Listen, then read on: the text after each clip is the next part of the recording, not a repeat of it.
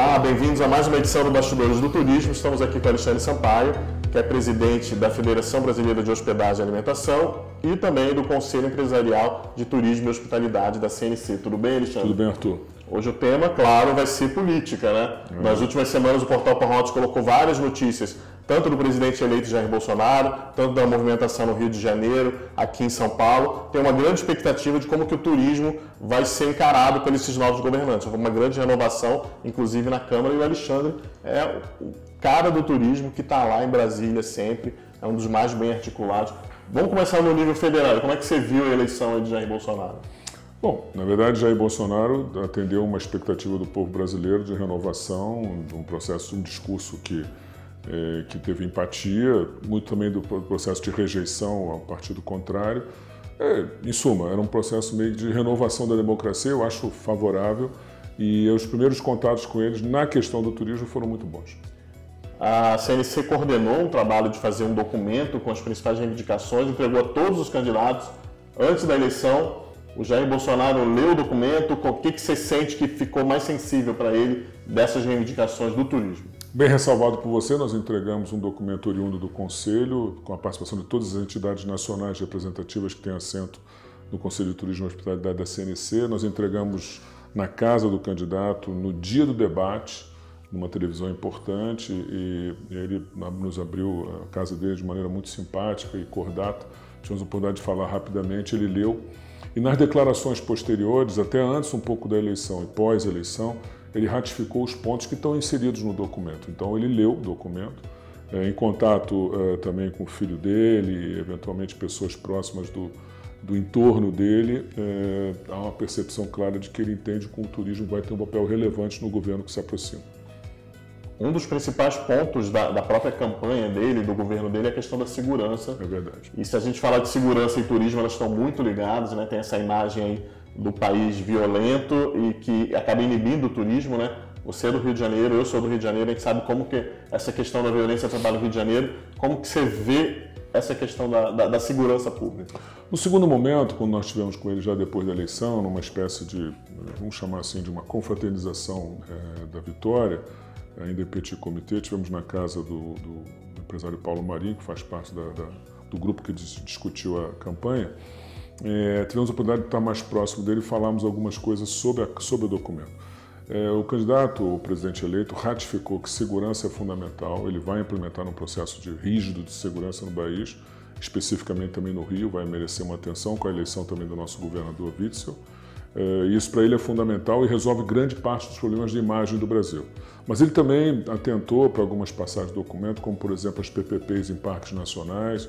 Ele acha que a gestão do ativo, como nós temos, já reconhecido pela OMT como o maior potencial do mundo que o Brasil tem, deve ser explorado de maneira racional. Falou também da acessibilidade aos portos, quer dizer, a questão do licenciamento ambiental foi tocada também. Ou seja, tem uma dificuldade, uma burocracia para os projetos dessas parcerias privadas com o governo seguirem por causa de ou burocracia ou as leis que são muito lentas e não entendem o... Ele tem uma máxima, ficou claro, inclusive que ele tentou propor agora, ele não está definido ainda, juntar a agricultura com o meio ambiente, que meio ambiente não pode ser um processo de entrave à geração de empregos e a projetos de desenvolvimento. Então ele tem essa máxima, sem abrir mão, claro, das leis, mas que é importante fazermos mais célere e mais rápido para poder os empresários terem segurança jurídica para o investimento. Acho que um dos grandes exemplos é os Estados Unidos. A gente tem nos Estados Unidos parques naturais, parques nacionais, com visitação pública. Você pode se hospedar lá dentro em tendas, em hotéis mais simples e a natureza está preservada, né? É verdade, então, é verdade. Um grande exemplo, a gente tem esse potencial aqui. O Brasil é o número 1 em recursos naturais, né?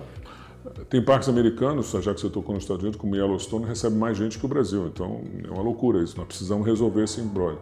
E eu também acho que as questões de clusters turísticos, como por exemplo Cancún ou coisas similares como zonas de exportação turística, está atento para ele não tocou especificamente, mas como está no documento, tenho certeza que vai merecer atenção. A questão do jogo, você chegou a falar? Ele não tocou no jogo, ele não tocou, eu também... Eu sabendo da condição um pouco, né, que ele professa um segmento, né, de religiosidade que não tem consenso quanto a isso, mas eu acho que ele é uma pessoa muito racional, com certeza vai separar as coisas, e eu acho que dá para a gente votar o jogo no Brasil com algumas limitações, com os PLs que estão lá podem ser aproveitados. Com regras específicas. Eu acho que o jogo vai vir, até porque o controle em cima da prática proposta vai ser muito controlado pela Receita Federal. Acho que o Moro vai ter um papel nesse aspecto aí, a gente vai ter que discutir com o futuro ministro da Justiça. Um tema bastante importante que foi um dos pontos altos aí dessa última gestão foi a questão dos vistos eletrônicos, né? Tinha uma resistência muito grande e viu-se que foi um acerto. Não. Aumentou o número de pedidos, aumentou o número de turistas desses 4 países. Ele já está sensível para facilitar para outros países? Não, isso ele já apontou. Na conversa que nós tivemos, ele falou sobre isso. Ele quer ampliar de maneira significativa o número de países que têm a possibilidade de conceder visto eletrônico. Ele sabe que a questão da reciprocidade constitucionalmente colocada é um pouco mais complexa de resolver, mas ele está muito imbuído da questão de aumentar de maneira significativa, como eu falei, os números de países contemplados pelo visto eletrônico. Outra questão é onde que vai ficar o turismo nesse governo, né? Algumas entidades soltaram uma carta, né, de manutenção do Ministério do Turismo, mas a gente sabe que isso vai ser meio inviável. Ele mesmo já falou que precisa diminuir o número de ministérios. Como que você vê essa questão de onde que o turismo pode se encaixar no governo de Jair Bolsonaro? Olha, é importante ressaltar o papel que a carta teve. A carta foi assinada por várias entidades significativas do turismo brasileiro, empresariais, claro, e ela teve mais um papel de ressaltar e criar um fato que eventualmente poderia ganhar. E ganhou a imprensa, com notas, mas ganhou a imprensa. Se você não falar que é importante, passa batido. Exatamente. E o turismo pode sumir nas secretarias. Eu tenho informações bastante críveis que o nome do Vinícius goza assim, de muito valor face ao Paulo Guedes, face eventualmente ao próprio Onyx, ao futuro chefe da Casa Civil. Mas é difícil, uma questão do novo arranjo governamental é uma questão complexa. Eu acho que a redução... É difícil um novo governo querer manter figuras do governo passado e ainda ter que diminuir o número de ministérios. Eu achava que se a gente ficasse com cultura ia ser muito... O próprio turismo, o próprio Ministério era reticente a juntar com cultura, porque é muito complexo essa junção. Falou-se também, eventualmente, ir para a Casa Civil, ficou-se politicamente quase inviável. E eu sugeri até que pudesse ser cogitar meio ambiente, já que deu problema com a agricultura, por que não trazer turismo para o meio ambiente? Era uma ideia também que não era ruim. Mas se a gente prosseguir no Ministério de Cidades, junto com esse sistema interno de turismo, na verdade é um ministério tão grande que deve ir para um militar. E aí que a gente precisava ressaltar que a gente precisa de uma pessoa que conheça a máquina pública que possa advogar pelo turismo dentro dessa mega estrutura, né? Me preocupa um pouco a questão das obras que o Ministério faz, importantes, no conceito essa proposta de uma pasta desse tamanho, dessa magnitude, talvez a gente suma ali dentro.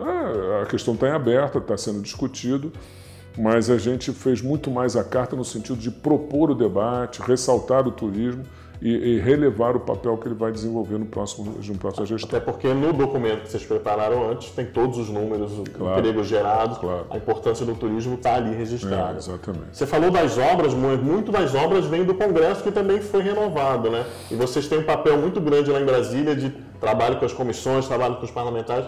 Como que vai ser? Você vai ter que começar do zero ou tem que... por causa dessa renovação da Câmara? Na verdade, ainda está se movimentando ainda, vamos dizer assim, pequenos jogos, né? Vamos dizer assim. Hoje o principal é saber quem vai presidir o Senado, quem vai presidir a Câmara. Acho que esse é o jogo master, vamos dizer assim. As comissões de turismo ainda não estão sendo objeto de interesse de imediato, ou pelo menos não definido. Nós temos que ver como vai ser as composições dos blocos partidários, porque isso é que influencia as comissões, né? Acho que vai haver uma renovação inexorável na Comissão de Turismo, isso com certeza.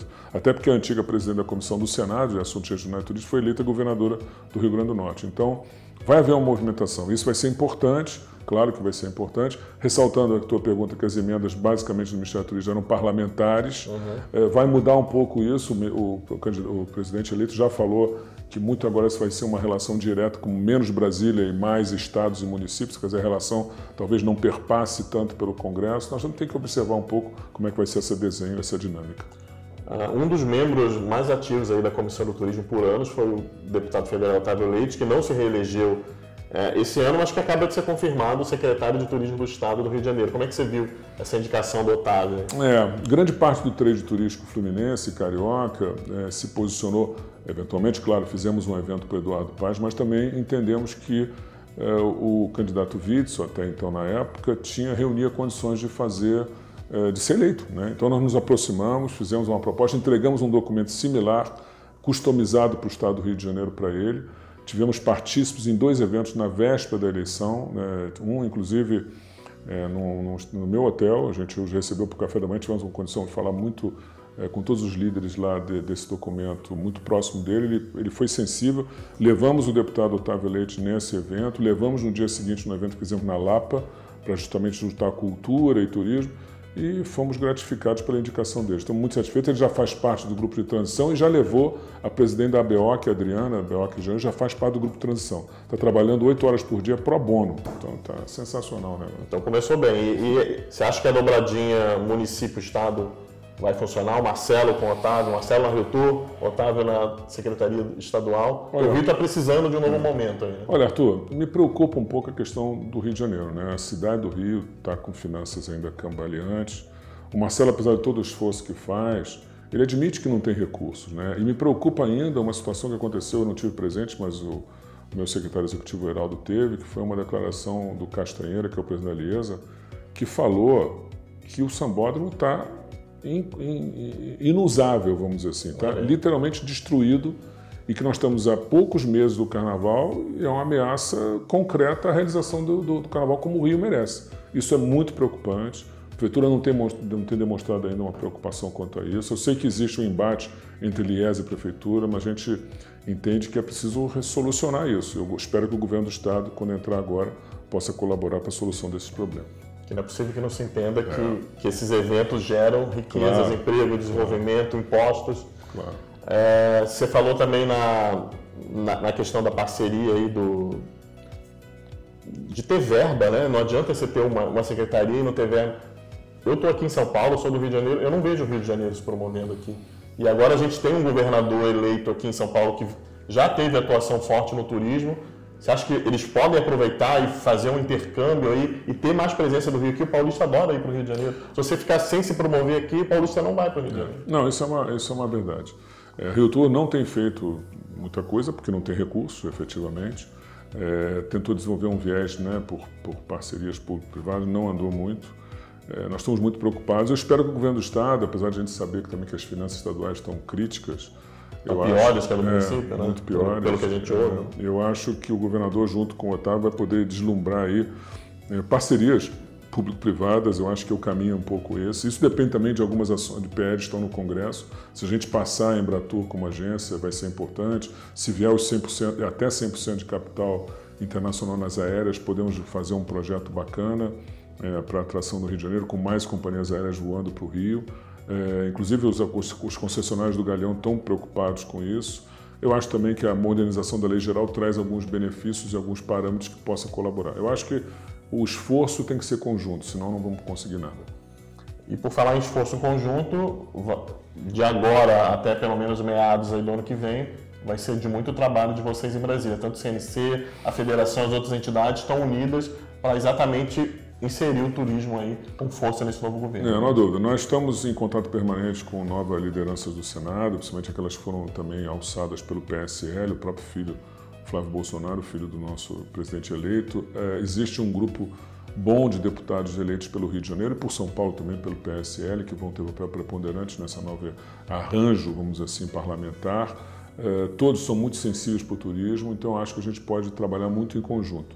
E devo lembrar ainda, antes que você pergunte, mas já ressalvando, o papel da CNC, nós teremos um presidente agora a partir do dia 19. Presidente novo, que acabou de ser eleito e que tem ligações com o turismo. Não, o José Roberto Tados é empresário do ramo imobiliário, mas hoteleiro também.